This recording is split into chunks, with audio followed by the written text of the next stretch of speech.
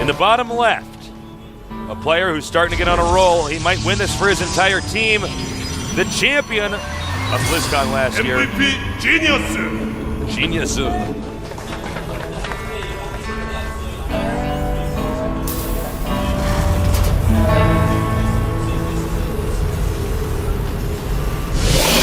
In the upper right, our Terran player from a mainly Protoss team. NSH 짝지. Which, of course, means that he gets to practice a lot of really great TVP. I'm still a little bit surprised by the map pick, to be honest. This is, just generally speaking, Terrans don't like this map that much, but that might be part of the reason why he chose it. Because, and yeah, that sounds crazy at first, but let's say that you have a Protoss, you have all these Protosses on your team practicing this map because they want to snipe Terrans on it. They're practicing against him, and he gets really good at it, and Protosses aren't ready for a Terran that has spent so much time on the map. Stuff like that happens occasionally from time to time in StarCraft in teams. It's an interesting decision for Jockji to do this build. Yeah, going command center first. I feel like there's a high chance Genius might just try to cheese him out if he sees this. You think so? I think so, actually. I mean, I'm fine being wrong, but I just... No, I mean, it's definitely I think a if possibility. I won 2 games in a row and I saw this happen, I'd be like, well, there's a lot of ways I can theoretically punish this. You know? What, like a 4-gate, a Void? What do you think? I don't know. I mean, there's a lot of different things you could do. You could do a 4-gate, right? You could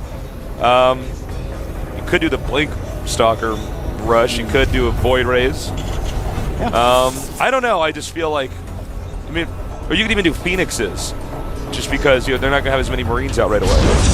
But instead, Genius just going to go rolling with the punches. He says, all right, if you make a command center, I'll just make a Nexus. I like how he made it, too. He kept one guy on the gas because he already built the geyser and didn't build his Cybernetics core. So Genius, like, really adapted to this. You know, a lot of times people just fall into a build order when they see something, but Genius has improvised. Yeah. If he saw this a little bit later, he might have had his core started. And then he would have had to improvise from there. But this is definitely a little bit of a different build order from Genius. So Genius has seen the 2 barracks from Skull. I mean, Jockji. No gases yet for Jockji. And I think right now he's basically identified, all right, Genius is also going to play a passive game from the start. Both players basically shaking hands and saying, all right, I'll see you in 5 minutes from now. Yeah, that's basically it. Nothing really can happen as far as pressure. Stalker against small amounts of Marines. Stalker can just out-micro it all day. But a bunker will be at home, so it doesn't matter.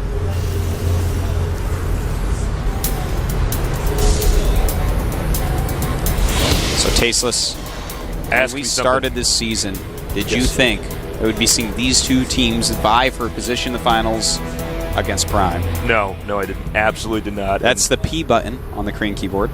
So we had to get a pause here. I have no idea.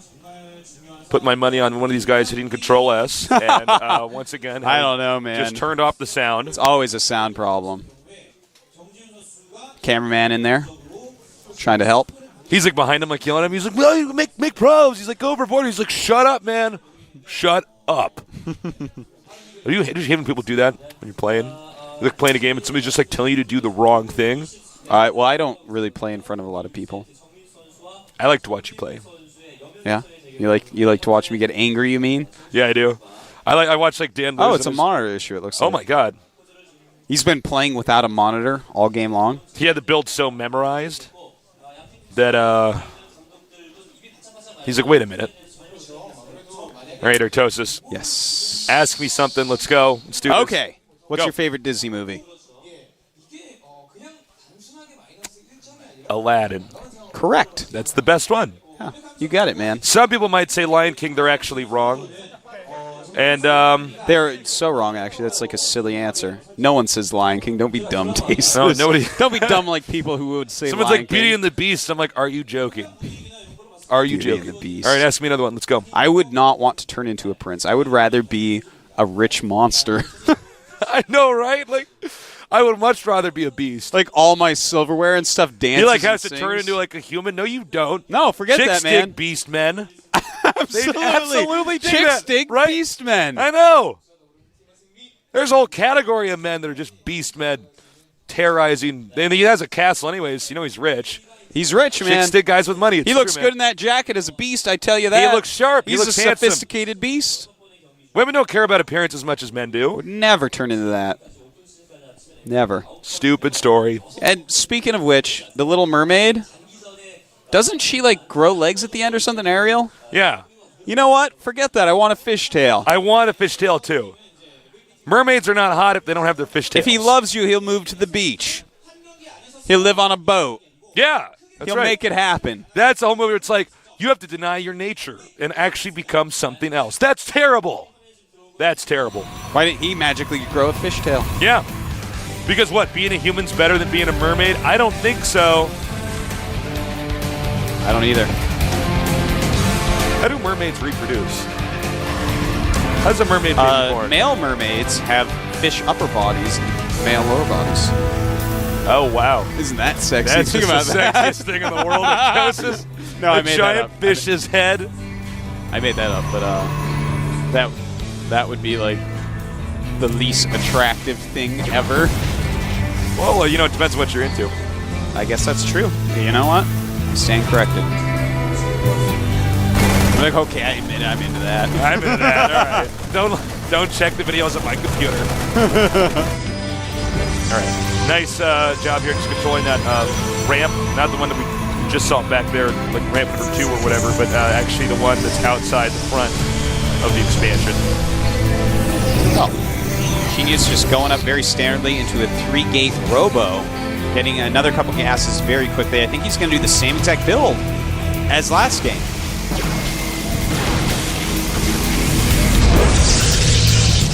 All right. Meantime, Jack G just going up very standard on his tech. If I could just point out here, I absolutely love the positioning of all the important structures for Genius that are in the center of his base. Yes. So many people initially were making all the gateways hug the corners, but the problem is then you get dropped there. The Marauders just kill it and leave, and you're like, ah. Yeah, specifically on the Korean server, the dropship aggression is so good and so frequent that you oftentimes just clump all your important stuff right in the center of your base so that drops can't snipe it, because as soon as you get a couple things sniped at the highest level, that's actually it, man. I don't know what you're going to do. You don't have your upgrades. If you went for upgrades, you're dead.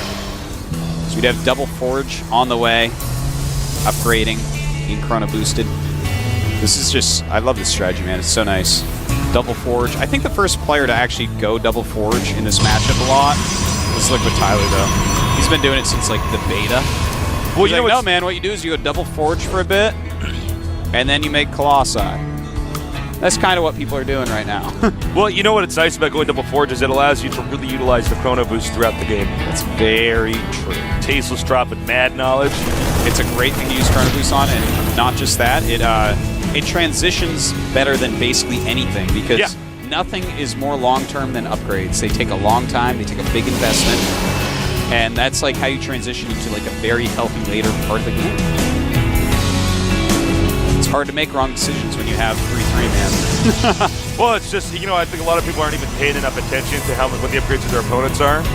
Yeah. I'm not talking about our pro gamers here, but I mean just in general, players on the event. It's important. Where it's like, wait a minute, he's 2-2 and I'm only +1 attack. It's like, well, I guess I lose. Blink first again for MVP. And again, that's just so popular. I think I'm going to right have to start experimenting with the blink first. You know, I was going blink first for a while, then I switched over to charge first. During the dark months of PvT. The ones where it was like, I'm dying all the time. But I don't know, man. I think it's just to help deal with drops. Pretty sure that's why they're doing it. Well, you know what's smart about it is that the drops are such a threat, even when you're on 2 base. I mean, like, if they hit one critical structure, you're like, well, I guess my entire build's screwed up. A lot of players will just stop doing drops because they get scared as soon as they see Blink anyways. Yeah. So Genius already does have 1-1 with 2-2 on the way. That Marine couldn't have died faster. What planet do you think that is back there? It's got to be the map. It's Mars. The planet that has blistering sands on it. It's Marsara, maybe? Marsara? I don't think Marsara was that color. Yeah, it was. I think. I don't know. Yeah, Marsara was a desert tile set, right? Was it? No, I I, think so. I don't think. Actually, I don't Really? know. Whatevs. Might have been like a Badlands style set over desert. Yeah, I actually always hated the Badlands title set. Well, it actually didn't make good maps. It didn't have the right terrain. In fact, every map ever made on it was terrible too. StarCraft 1. Much back in StarCraft 1 where there was like the map Boneyard or whatever. Remember that? You remember that map? Oh, yeah. That's an old map. That is actually shows how old we are as pro gamers, man. So like I actually had to play at a tournament where I have to use that map. I'm like, you're kidding me. You're actually kidding me. After you play on the map Boneyard, this map is so bad. So the third Nexus is going up before Jakchi actually takes an additional base. But that's fine, because his 2-2 is going to be done. He's got his blink. Charge is on the way. It's not very far, though. Colossus number 2 is on the way. And Jakchi really hasn't done anything. What is his plan here? He's making some ghosts, but he has not started any Vikings, and we're already up to Colossus number 2.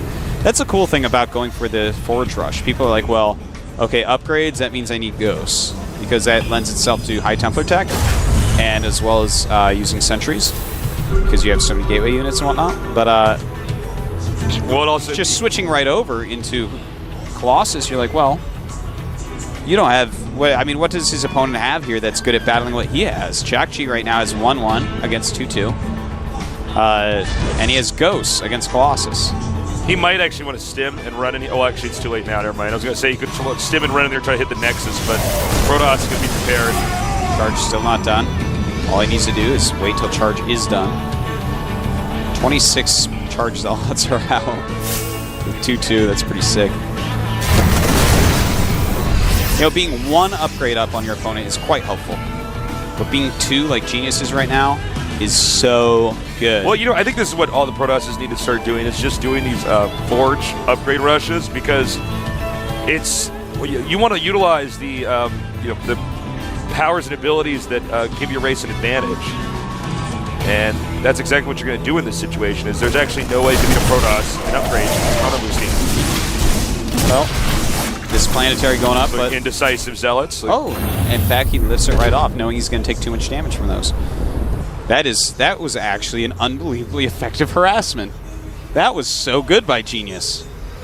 Kudos to Genius. He's in brilliant shape right now. you know, I don't know if Genius is actually going to be able to get out of his base. This is the way I see this game turn up, is actually that Terran position. I don't think he can actually get out of that, man. Oh, it's definitely going to be I think it's actually going to be really, really difficult. But actually, you know what? The best thing for the world, for Genius, is to actually just max out and get some high Templars in his composition. So it's a good thing he can't move out yet. Now, as we do have 2 star ports up for our Terran player, Jakchi. So he's making a lot of Vikings.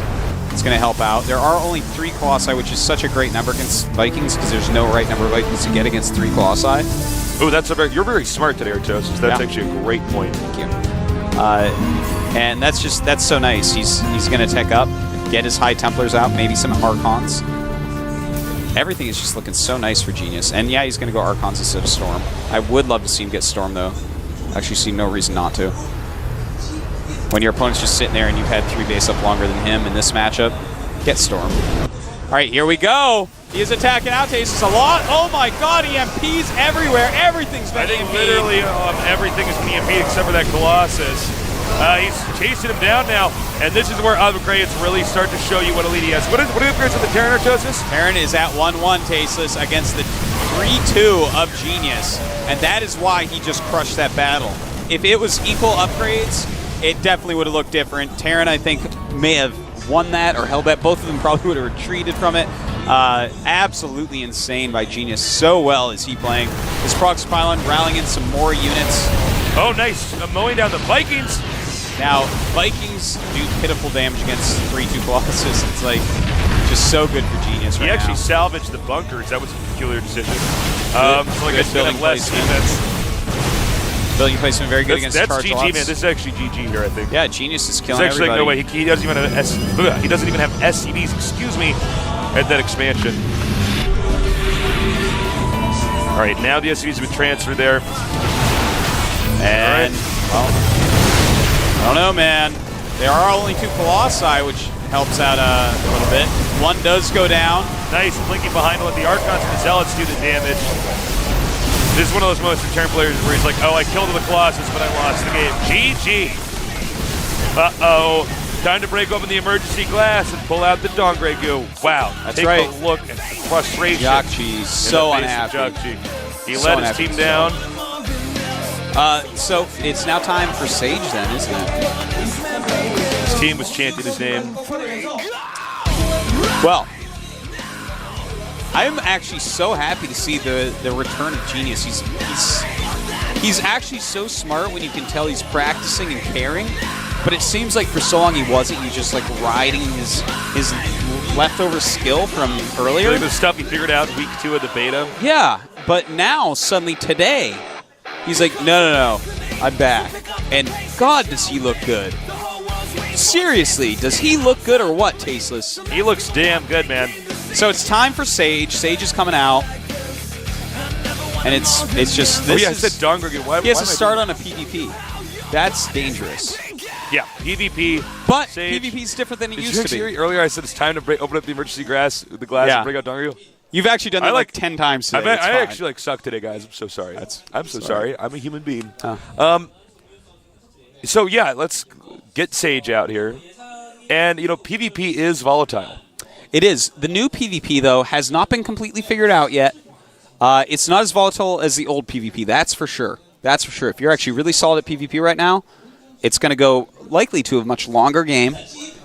But we'll have to see how this goes, man. I don't know what Sage's PvP is like right now. We haven't really seen him PvP much. Mostly the other 2 matchups.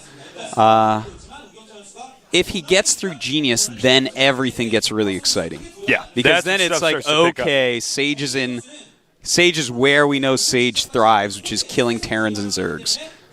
I don't know about his PvP though. I haven't seen enough of it. Well, we'll see. I mean, I'm sure it's great. But there's a lot of stuff. It's a one-on-one map, so he could cheese as well. It's gonna be Crossfire. Yeah, it's gonna be Crossfire. That's a Colossus map, man. You got to go Colossus on this map. That's like the map where like if you expand, you lose. Like just do not expand on that map. You actually, it's so funny because my opponent expands, charge zealots are going to be pretty terrible there too. Yeah. I've actually. The thing is, I haven't been playing this map since the patch, so I don't know PvP on this map right now. I don't really. like this map to play on. To be totally honest.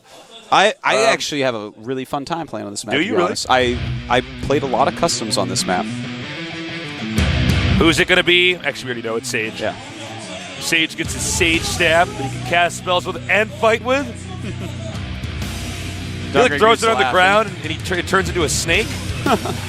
Dongre goo is laughing to himself, Tasteless. He's just thinking about how tired Sage is going to be when he hits him. See the NSH coaches.